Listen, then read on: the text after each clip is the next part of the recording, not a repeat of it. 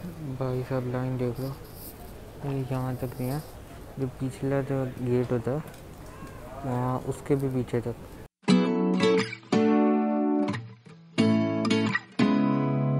किसी को नहीं पता मेरी तरह नूब है तो मैंने 10 रुपये का ये पानी की बोतल डाल के चेक किया। पहले नोट डालना है इसमें 10, मैंने तो 10 का डाला, ठीक है। फिर यहाँ पर प्रोडक्ट कोड लिखना है, फिर ओके दबा देना, फिर ये धक्का मारेगा, बोतल नीचे आ जाएगी।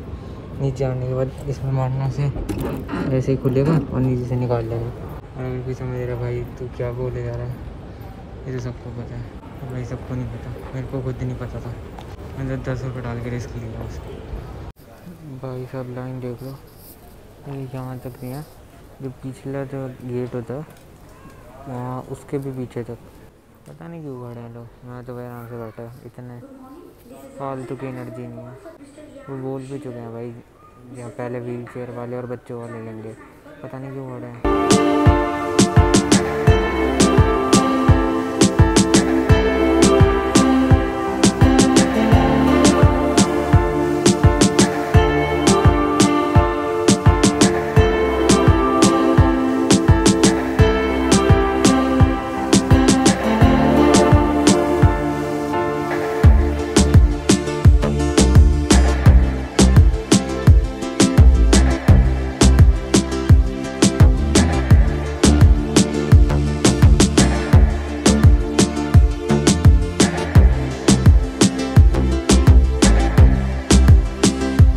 फ्रैंकफर्ट हो गया और क्या कहते हैं, फ्रैंकफर्ट हो गया और वो सिक्योरिटी चेक वगैरह इमिग्रेशन हो गया।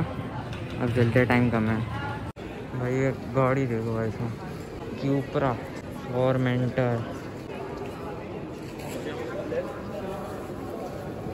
ओ मैं स्टेप रखती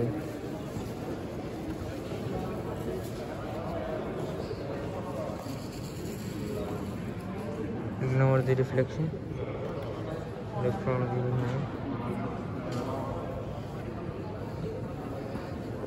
भारी गजब लग रही है।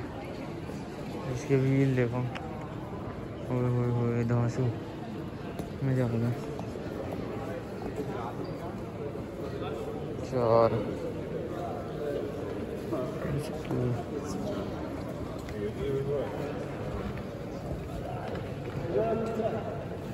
This is the information. CO2 electric ऐसा आ गया।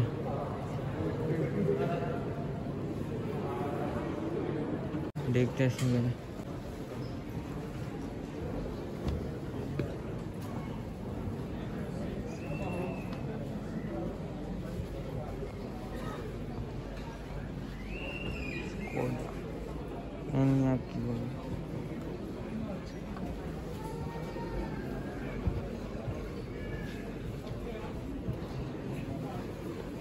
तो ठीक है, पर वो तो भाई अलग ही लग रही थी।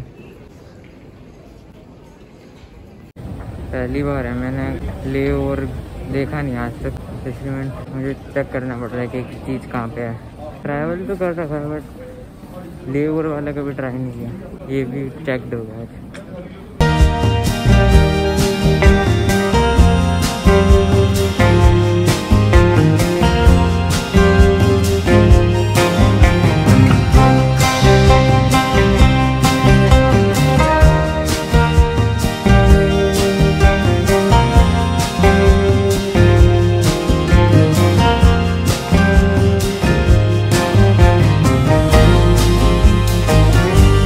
वाला सीट मैं जैसे ही एयरपोर्ट से उतरा तो वहाँ पे टैक्सी ड्राइवर जो होंगे तो इनसे बच के रहना।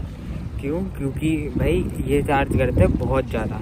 कई कंट्रीज़ में गवर्नमेंट स्पेसिफाइड होते हैं जो एयरपोर्ट पे होती है टैक्सी, और इनके भी उस पर जो इनका नंबर प्लेट होता है उस पर भी उनकी यूरोपियन यूनियन फ्लैग होता है, बट फिर भी इनसे बच के रहना क्योंकि ये फेक होते हैं।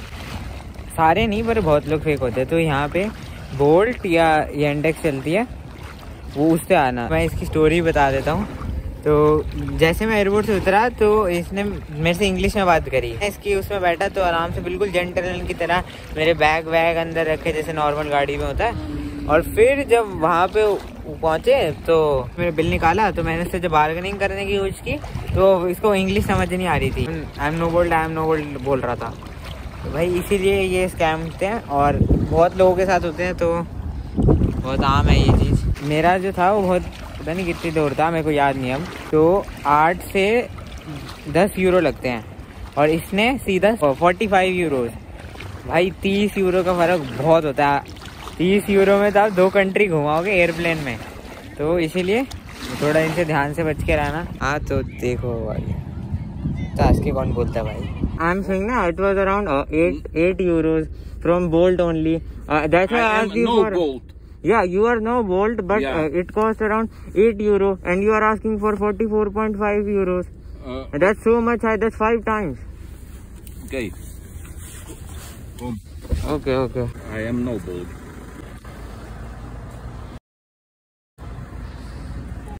One eternity later. आज दिन में पहली बार बाहर निकला हूँ। वैसे तो अभी मेरा सेल्फ आइसोलेशन पीरियड है, पर बीच बीच में अगर आपको कुछ ऐसे खाली जगह पे हो तो आप जा सकते हो। खाली जगह पे हो या खाना लेना है तो आप जा सकते हो। और ये बिल्डिंग देखो,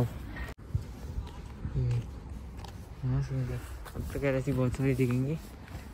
ये पार्क है भाई। कुछ अब तक कुछ फैमिलियरिटी नहीं मिली थी मेरे को, पर यहाँ पे हमारे इंडियन बच्चे मतलब इंडियन खेल रहे हैं क्रिकेट और मुझे अच्छा लगा। बास्केटबॉल भी खेल रहे हैं, क्रिकेट खेल चल रहा है।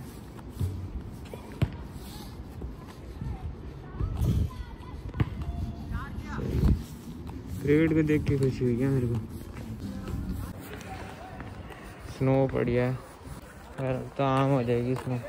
इतनी स्नो पड़ती है यहाँ पे पड़ी है। साइड में बिखेर रखी स्नो। Look at this. हाँ स्केट बोर्डिंग कर रहे हैं, साइकिल दौड़ा रहे हैं, उछाल रहे हैं।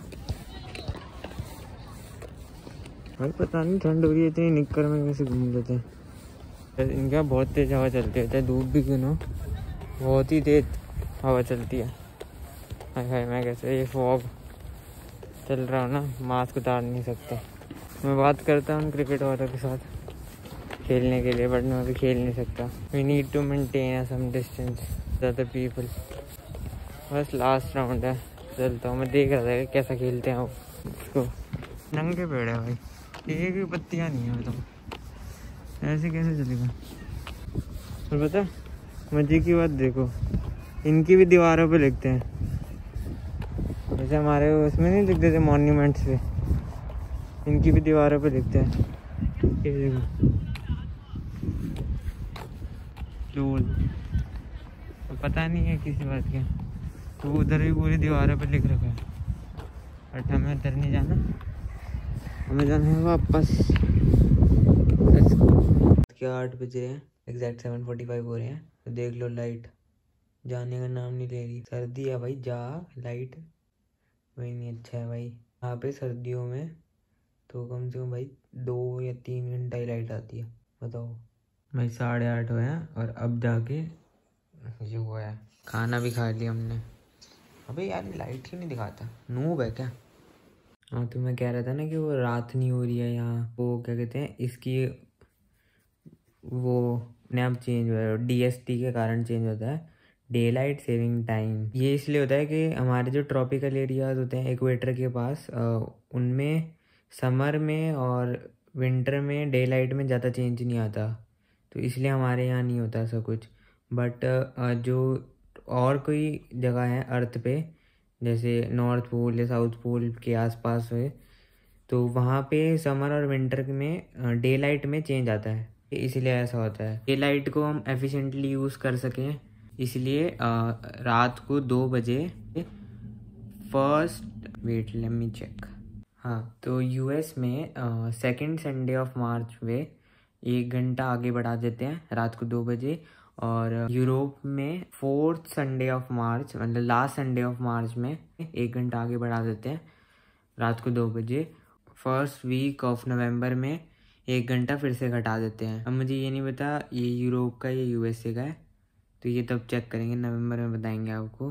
तो इसलिए DST को हम ये भी कहते हैं, also referred as spring forward fall backward. Spring के लिए और फॉल मीन्स ऑटम के लिए। आई होप समझ आ गया होगा आप सबको। आज ये भाई सीन देख लो वीडियो। तो बस